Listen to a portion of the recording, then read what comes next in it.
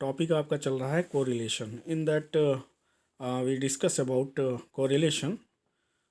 The word correlation is derived from two word. Co means together and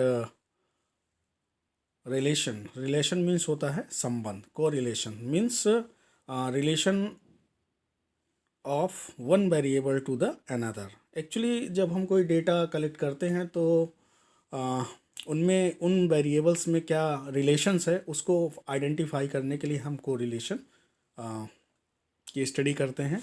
इसमें correlation में हमने देखा था कि अगर कोई वेरिएबल, मान लीजिए आपके पास दो वेरिएबल हैं, if we having a two variable and one variable is increases with respect to the another variable, then that variable is known as positive variables. उसको पॉजिटिव कोरिलेशन, सॉरी. तो अगर एक वेरिएबल बढ़ रहा है तो उसी के साथ दूसरा अगर बढ़ रहा है तो उसको हम क्या बोलते हैं, पॉजिटिव वेरिएबल. और अगर एक variable, if one variable is increases and another one is the decreases in respect to the first, तो एक वेरिएबल अगर आपका इंक्रीज हो रहा है, दूसरा जो है उसके रेस्पेक्ट में घट रहा है, तो उसको हम क्या बोलते हैं, negative variable. If r equal to zero, अगर मान लीजिए आर इक्वल टू जीरो है, तो अगर मान लीजिए कोई, इफ़ वेरिएबल्स आर इंडिपेंडेंट, मान लीजिए आपके पास दो वेरिएबल है और उन दोनों में कोई डिपेंडेंसी नहीं है, तो उसको हम क्या बोलते हैं, नो रिलेशन. तो उन दोनों में कोई जो है संबंध नहीं है. ठीक है ना. तो उसी को हम लोग थोड़ा सा आज डिस्कस करेंगे आगे. तो कोरिलेशन का मतलब होता है study of relation between the two variables. तो यहाँ पे देखिए, two variable are said to be correlated if the change in one variable result in corresponding change in the another variable. जैसा कि हमने बताया कि अगर एक वेरिएबल जो है आपका मीन्स बढ़ रहा है, तो उसके सापेक्ष दूसरा अगर उसके रेस्पेक्ट में क्या प्रतिक्रिया दे रहा है, घट रहा कि बढ़ रहा है, तो उस संबंध को जानने के लिए हम कोरिलेशन की स्टडी करते हैं. ठीक है ना. इसके बाद the correlation is a statistical tool which studies the relationship between to variables. तो इसमें जाहिर सी बात है कि हम कोरिलेशन में पढ़ते हैं, अगर हमारे पास दो वेरिएबल है तो उनके बीच में क्या रिलेशन है उसके लिए स्टडी करते हैं. ठीक है ना. Correlation analysis involve various methods and techniques used for studying and measuring the extent of relationship between the two variable. तो एक चीज़ और इसमें हम पढ़ते हैं कि उन दोनों वेरिएबल के बीच में किस तरीके का रिलेशन है, कितना स्ट्रांगली रिलेशन है, कितना कम रिलेशन है, उस चीज़ को हम फाइंड आउट करने के लिए ये आपकी कोरिलेशन स्टडी करते हैं. ठीक है ना. The degree of correlation between two or more variable is terms है कोरिलेशन. तो डिग्री ऑफ कोरिलेशन जो है इसको हम क्या दूसरे नाम से जानते हैं, कोरिलेशन या डिग्री ऑफ रिलेशन. ये दोनों चीज़ें हम मतलब इसके उसमें जानते हैं. जैसे एक तो डिग्री ऑफ एसोसिएशन का मतलब कोरिलेशन, या डिग्री ऑफ रिलेशनशिप और एसोसिएशन का मतलब डिग्री ऑफ रिलेशनशिप. ठीक है ना. तो ये दोनों चीज़ें होती हैं, इसको जानते हैं. इसके अलावा जो आपका कोरिलेशन था that was first develop by the sir Francis Galton. ये फ्रांसिस गाल्टन थे जिन्होंने जो है इसको फर्स्ट डेवलप किया था इन 1822 में. और ये जो है 1911 में जो है एक्सपायर हुए, मतलब इनका एंड हुआ. तो उसके बाद फिर जो है कार्ल पियर्सन ने जो है इसके आगे का रिलेशनशिप जानने के लिए एक रीफार्मुलेशन किया. उस रीफार्मुलेशन को हम किस नाम से जानते हैं, कार्ल पियर्सन रिलेशनशिप. ठीक है. तो कार्ल पियर्सन रिलेशनशिप इन्होंने 1857 में इसको डेवलप किया था. इस मेथड को पढ़ने के लिए ही developed method for the study of correlation between the two variable और मोर देन टू वेरिएबल. तो उसकी स्टडी करने के लिए इन्होंने क्या किया था, एक मेथड डेवलप किया था, और उस मेथड को जो है हम लोग आगे पढ़ेंगे. तो ये कोरिलेशन के लिए जो है इन्होंने कार्ल पियर्सन ने एक मेथड दिया जिसकी स्टडी हम किसके लिए करते हैं, for the study of correlation between the two variables are more than two variables. ठीक है. तो सबसे पहले कोरिलेशन को जो डेवलप किए थे उनका नाम था सर फ्रांसिस गाल्टन इन 1822. उसके बाद जब इनका एंड हुआ तो 1857 में कार्ल पियर्सन ने उसको रीफार्मुलेट किया, जिसको हम आज यूज़ करते हैं. तो आगे उस मेथड को हम लोग देखेंगे. ठीक है ना. उसके बाद इसका मेन ऑब्जेक्टिव क्या है, what is the main objective for of the study of correlation. तो इसमें सबसे पहले देखिए आप, correlation analysis help us to decide the strength of the linear relationship between two variable. Linear का मतलब होता है एक सापेक्ष, जैसे कि कोई वेरिएबल एक जैसे बढ़ रहा है तो उसी के सापेक्ष दूसरा भी बढ़ रहा है, लीनियर। ठीक है, लीनियर का मतलब होता है एक स्ट्रेट लाइन।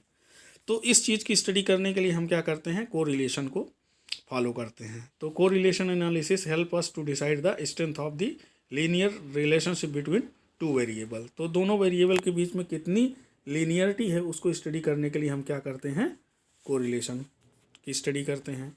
दूसरा, the word correlation is use to decide the degree of association. उन दोनों के बीच में क्या संबंध है, किस तरीके का संबंध है, उसको फाइंड आउट करने के लिए हम कोरिलेशन की स्टडी करते हैं। डिग्री ऑफ एसोसिएशन, किस तरीके से वो दोनों आपस में जुड़े हुए हैं, स्ट्रांगली हैं या जो हैं आपस में इनका बहुत दूर दूर का संबंध नहीं है, उसको फाइंड आउट करने के लिए हम कोरिलेशन की स्टडी करते हैं। ठीक है, आगे देखिए, if two variable suppose X and Y are so related, मान लीजिए एक्स वाई हैं जो आपस में रिलेटेड हैं, तो the variable is the magnitude of one variable tends to the accompanied by the variation in the magnitude of the other variable and they are said to be correlated। अगर एक variable जो है दूसरे variable के सापेक्ष में घट बढ़ रहा है तो उसको हम बोलते हैं कोरिलेटेड है, वो आपस में क्या है, कोरिलेटेड है। मान लीजिए हमारे पास दो वेरिएबल है और उनका जो है मैग्नीट्यूड ऑफ वन वेरिएबल दूसरे वेरिएबल के सापेक्ष में घट बढ़ रहा है, वेरिएशन हो रहा है, तो उसको हम क्या बोलते हैं, कोरिलेटेड, कि वो दोनों आपस में क्या है, कोरिलेटेड है। ठीक है, इसके अलावा यहाँ आगे देखिए, this correlation is a statistical tool with the help of which we can determine whether or not two or more variable are correlate and if they are correlated what is the degree and direction of correlation. ठीक है ना, तो इसमें फिर correlation का क्या मतलब हो गया कि एक स्टैटिस्टिकल टूल है जिसकी वजह से हम जिसकी स्टडी से हम ये फाइंड आउट कर सकते हैं कि अब हमारे पास अगर दो या दो से ज़्यादा वेरिएबल हैं तो किस तरीके से कोरिलेटेड हैं, और अगर कोरिलेटेड हैं तो उनके बीच में कितना डिग्री एंड डायरेक्शन, कि किस डायरेक्शन में, मतलब मान लीजिए वो पॉजिटिव डायरेक्शन में है, निगेटिव डायरेक्शन में, इसको फाइंड आउट कर सकते हैं, और वो किस तरीके से एक दूसरे से जुड़े हुए हैं उसका जो है हम रिलेशन क्या है उसको हम इस कोरिलेशन की स्टडी से फाइंड आउट कर सकते हैं। ठीक है, तो ये हो गया इसका objective. Now types of correlation, तो there are 3 types of correlation. उसमें आपके जो कोरिलेशन होते हैं 3 तरीके के कोरिलेशन होते हैं। First one is the positive and negative correlation, दूसरा है आपका simple partial and multiple correlation, तीसरा है linear and non linear correlation. ठीक है, तो इसमें सबसे पहले अपन देख लेते हैं कि जो आपका पॉजिटिव है, पॉजिटिव जैसा कि मैंने बताया कि अगर आपका एक वेरिएबल जो है दूसरे वेरिएबल के सापेक्ष में एक ही तरफ बढ़ रहा है तो उसको हम बोलते हैं, सेम डायरेक्शन में बढ़ रहा है तो उसको हम बोलते हैं पॉजिटिव। और अगर एक वेरिएबल जो है घट रहा है दूसरा बढ़ रहा है, उनका डायरेक्शन चेंज हो रहा है, तो वो उसको हम बोलते हैं निगेटिव। तो यहाँ देखिए आप, जैसे if both the variable are varying in the same direction, अगर दोनों एक डायरेक्शन बढ़ रहे हैं, that is if one variable is increasing and other on an average is also increasing, तो उसको बोलते हैं पॉजिटिव। और if one variable decreasing and the other on average is also decreasing, तो correlation is said to be positive. मान लीजिए एक बढ़ रहा है दूसरा भी उसी के सापेक्ष बढ़ रहा है, एक घट रहा है दूसरा उसी के सापेक्ष घट रहा है, तो हम उसको क्या बोलते हैं, पॉजिटिव कोरिलेशन। निगेटिव के लिए, if on the other hand the variable is increasing and the other is decreasing और वाइस वर्सा, तो correlation is said to be negative. ठीक है ना, एक वेरिएबल आपका बढ़ा उसके सापेक्ष दूसरा जो है घटा, तो उसको हम क्या बोलते हैं, निगेटिव वेरिएबल। ठीक है, अब इसमें एग्जांपल दिया गया है, देखिए आप, ये आपके पॉजिटिव वेरिएबल के एग्जांपल हैं, जैसे हाइट एंड वेट। ये हाइट है HEIGHT, यहाँ 8 हो गया है, ये आपका हाइट है, हाइट एंड वेट। ठीक है, तो जैसे हाइट के साथ वेट बढ़े, हाइट बढ़ती है तो वेट भी बढ़ता है। Amount of rainfall and yield of crop, तो जितना रेन होती है उसके सापेक्ष जो है फसल की पैदावार। Price and supply of commodity, जितना पैसा दिया जाता है उतना ही कमोडिटी आपकी सप्लाई होती है। इनकम एंड एक्सपेंडिचर, जितनी इनकम उतना expenditure, blood pressure and age, age के साथ ब्लड प्रेशर का बढ़ना घटना जो भी है, तो ये आपके क्या है पॉजिटिव। एक के सापेक्ष दूसरा जो है बढ़ रहा है, और एक घट रही है तो दूसरी भी चीज़ यहाँ पे घट रही है। अब यहाँ पे देखिए निगेटिव, जैसे price and demand of commodity. अगर किसी की मान लीजिए हमारे पास कोई कमोडिटी है जिसकी प्राइस कम है तो उसकी डिमांड क्या हो जाती है, बढ़ जाती है। और कमोडिटी अगर मान लीजिए हमारे पास है जिसकी प्राइस ज़्यादा है तो उसकी डिमांड क्या हो जाती है, बढ़ जाती है। तो एक के सापेक्ष में दूसरी घट रही है या बढ़ रही है तो उसको हम बोलते हैं निगेटिव, ठीक है।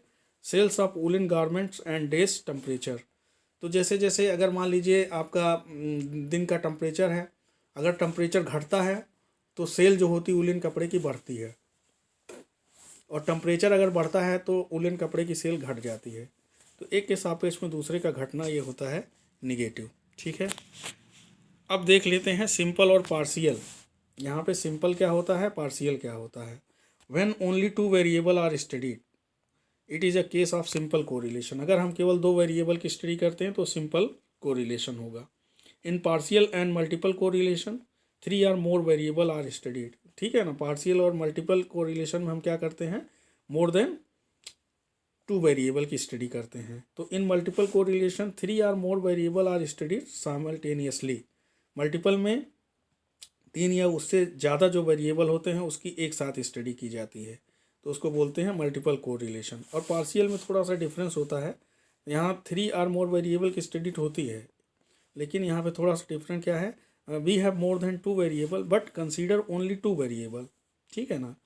पार्शियल में तो to be influencing each other, जो कि एक दूसरे को इन्फ्लुएंस कर रहे हैं, the effect of other variable being kept constant, ठीक है ना। तो इसमें जो होगा हमारे पास मोर देन, अगर 2 वेरिएबल हैं बट कंसीडर ओनली 2 वेरिएबल, केवल 2 वेरिएबल कंसीडर करते हैं और उसके बाद उनका इफेक्ट देखते हैं कि एक वेरिएबल दूसरे पे किस तरीके का इफेक्ट डाल रहा है, या एक वेरिएबल को हम कांस्टेंट रख देते हैं और बाकी जो बढ़ रहे हैं घट रहे हैं उनकी स्टडी करते हैं, ठीक है ना। तो उसको पार्शियल बोलते हैं। ना लीनियर जो होता है आपका, ये थोड़ा सा इंपॉर्टेंट होता है। लीनियरिटी हम जो है रेग्रेशन से भी थोड़ा सा फाइंड आउट करते हैं। जैसे कि इसमें बेस्ट ऑफ जो रेग्रेशन होता है उसमें बेस्ट ऑफ फिट निकाला जाता, आर की वैल्यू जो हमने अभी आपको इससे पहले लेक्चर लिया था, तो उसमें आर बराबर एक फार्मूला दिया था, उससे हम रेग्रेशन निकाल सकते हैं, उससे फाइंड आउट कर सकते हैं कि जो हमारा मीन्स कोरिलेशन है वो पॉजिटिव है, नेगेटिव है, या there is no correlation between the 2 variable. तो उससे हम निकाल सकते हैं उसको, ठीक है ना। यहाँ देखिए लीनियर और non linear correlation. If change in one variable tends to bear a constant ratio to be change in the other variable, the correlation is said to be linear. तो देखिए one variable tends to bear constant ratio, एक variable जो है आपका दूसरे variable के सापेक्ष में एकदम कांस्टेंट में मतलब बढ़ रहा है। जैसे जितना पहला बढ़ रहा है दूसरा भी उसी के रेस्पेक्ट में एकदम कॉन्स्टेंटली बढ़ रहा है, तो उसको लीनियर रिलेशनशिप बोलते हैं, ठीक है। और correlation is said to be non linear if amount of change in one variable does not bear constant. मान लीजिए एक आपका वेरिएबल बढ़ रहा है, दूसरा जो है उसके सापेक्ष में कभी कम कभी ज़्यादा, कभी कम कभी ज़्यादा, इस तरीके से घटता बढ़ता है, तो उसको हम बोलते हैं नॉन लीनियर। और अगर एक दूसरा जो है एकदम कॉन्स्टेंटली बढ़ रहा है दूसरे के सापेक्ष में, तो वो आपका लीनियर वेरिएबल होता है, ठीक है ना। ये आपके हो गए। अब now we select the method for the study of correlation. तो इसमें 2 मेथड होते हैं आपके, एक तो होता है ग्राफिकल मेथड और दूसरा होता है आपका अलजेब्रिक मेथड। तो ग्राफिकल मेथड में हम वही ग्राफ, जो भी हमारे पास डेटा है उसको डेटा को हम क्या करते हैं, ग्राफ में प्लॉट करते हैं, उसके बाद देख लेते हैं कि किस तरीके का कोरिलेशन है, पॉजिटिव है, निगेटिव है, या कोई कोरिलेशन नहीं है, जैसे ये इस तरीके का, ठीक है। तो ये आपका ग्राफिकल मेथड होता है। अलजेब्रिक मेथड में इन्होंने कार्ल पियर्सन ने कोफिशिएंट, एक जो मेथड पढ़ा जाता है उसको Karl Pearson coefficient of correlation बोलते हैं, ठीक है। तो इसके लिए उन्होंने फार्मूला डेवलप किया था, वो फार्मूला हम लोग पढ़ेंगे, उसके हिसाब से हम जो है इनके बीच में क्या रिलेशन है उसको स्टडी कर सकते हैं। तो ये मेथड जो है आपका नेक्स्ट क्लास के लिए